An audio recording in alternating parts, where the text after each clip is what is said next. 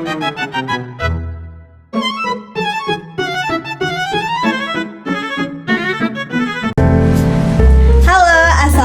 teman-teman, kenalin aku Aprila Andini dengan NPM 224101093.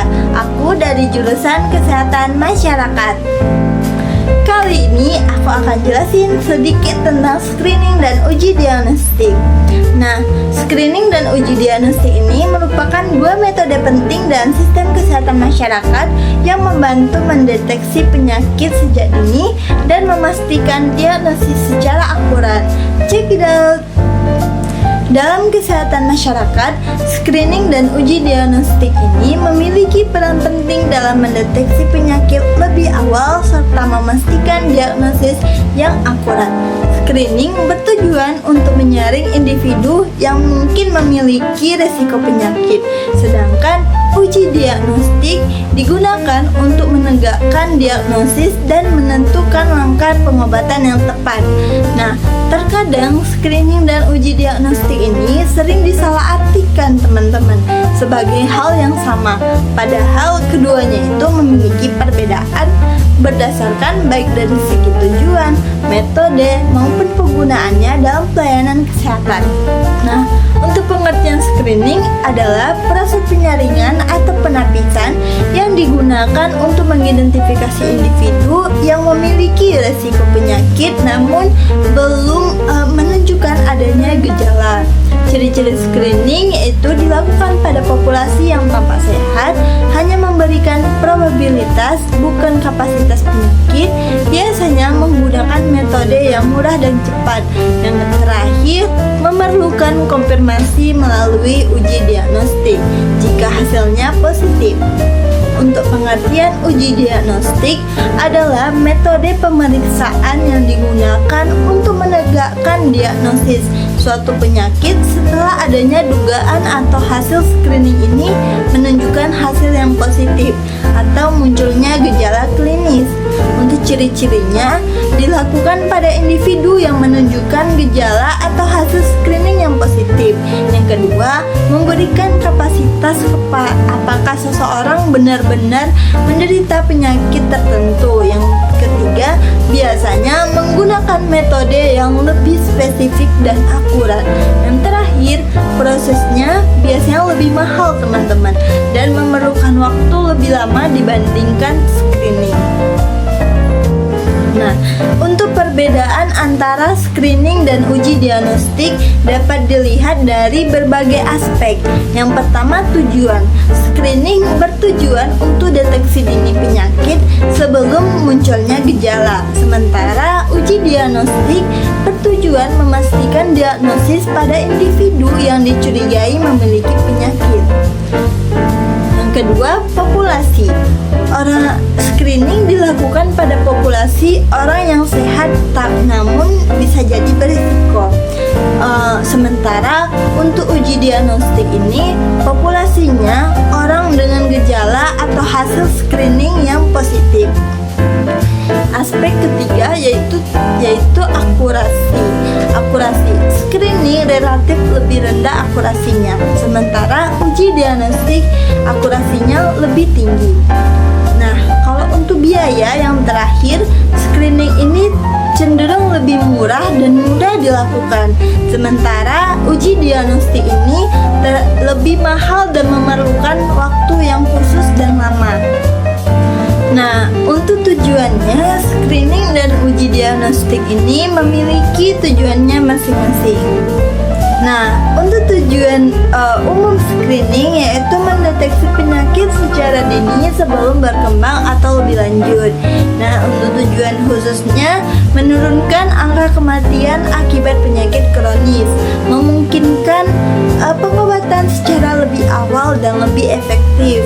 Yang terakhir, mengurangi beban sistem kesehatan masyarakat dengan melakukan intervensi dini.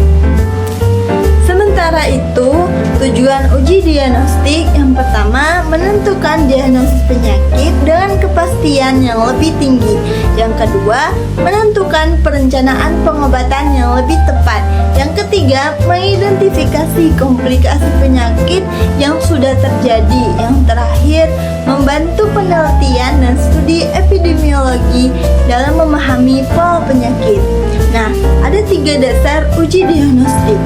Pertama, anamnesia dan pemeriksaan fisik, yaitu mengumpulkan informasi riwayat kesehatan dan gejala pasien, seperti dokter menanyakan riwayat penyakit pasien dan melakukan pemeriksaan dasar. Yang kedua, pemeriksaan laboratorium seperti tes darah, urin, dan biopsi. Yang terakhir, pemeriksaan penunjang seperti ronsen, CT scan, MRI untuk melihat kondisi organ. Nah, sekarang untuk jenis-jenis screening. Ada berapa sih jenis screening itu? Yang pertama, mass screening atau screening secara massal, dilakukan pada populasi luas tanpa mempertimbangkan faktor risiko, misalnya screening COVID-19 di tempat umum. Yang kedua, selective screening, hanya dilakukan pada kelompok yang berisiko tinggi, seperti screening diabetes pada orang dengan riwayat keluarga yang diabetes juga. Yang ketiga, multiple screening, beberapa tes screening yang dilakukan secara bersamaan untuk deteksi lebih dari satu penyakit sekaligus. Misalnya ada tes tekanan darah, ada kolesterol dan gula darah dalam satu pemeriksaan. Yang keempat, prospective screening, dilakukan berdasarkan rekomendasi dokter atau permintaan individu. Yang terakhir, opportunistic screening, dilakukan saat seseorang berkunjung ke fasilitas kesehatan untuk pemeriksaan lain. Misalnya, dokter menawarkan tes pap smear pada pasien yang datang untuk konsultasi kesehatan secara rutin. Nah, yang tadi jenis-jenis screening. Sekarang prinsip dasar uji diagnostik juga terbagi ke beberapa hal. Yang pertama, dilihat dari sensitivitasnya. Seberapa baik tes dapat mendeteksi individu yang benar-benar sakit. Dan yang kedua, spesifisitas, seberapa baik tes dapat mengidentifikasi individu yang benar-benar sehat.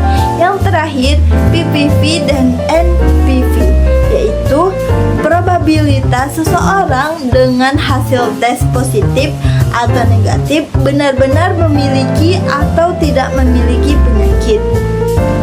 Nah, untuk keunggulan dan kelemahan screening, yakni untuk keunggulannya mendeteksi penyakit lebih awal, mengurangi komplikasi serius, memberikan kesempatan pengobatan secara dini. Untuk kelemahannya bisa menghasilkan false positif dan false negatif. Tidak semua penyakit memiliki program screening yang efektif. Yang terakhir, bisa menimbulkan kecemasan pada individu yang hasilnya positif tetapi belum tentu memiliki penyakit.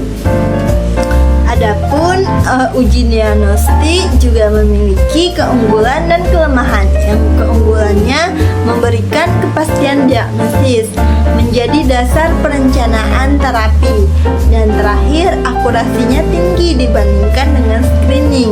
Nah, untuk kelemahannya memang biayanya lebih mahal dibandingkan screening, membutuhkan alat dan tenaga medis yang canggih. Yang terakhir, tidak semua tes diagnostik tersedia di fasilitas kesehatan. Nah, untuk contoh screening dan uji diagnostik. Contoh screening, seperti kita sering mendengar tentang screening kanker serviks. Pada wanita yang sehat dianjurkan melakukan tes pap smear secara berkala untuk melihat ada atau tidaknya sel abnormal di leher rahim. Jika ada, maka dilakukan pemeriksaan lanjutan seperti biopsi untuk memastikan apakah ada atau tidaknya kanker. Nah, sementara itu untuk uji diagnostik, ketika seseorang mengalami nyeri dada yang mencurigakan, dokter akan melakukan berbagai uji diagnostik seperti elektrokardiogram atau EKG atau tes darah untuk memastikan apakah pasien tersebut mengalami serangan jantung atau tidak. Nah, yang terakhir, kesimpulan. Screening dan uji diagnostik memiliki peran penting dalam sistem kesehatan. Screening digunakan untuk mendeteksi risiko penyakit lebih awal, sedangkan uji diagnostik memastikan diagnosis lebih akurat. Dengan kombinasi keduanya, kita bisa meningkatkan efektivitas deteksi dini, mencegah komplikasi, dan memberikan pengobatan yang cepat dan tepat. Oke, sekian dari aku. Sampai jumpa di video berikutnya. Wassalamualaikum warahmatullahi wabarakatuh. Dadah.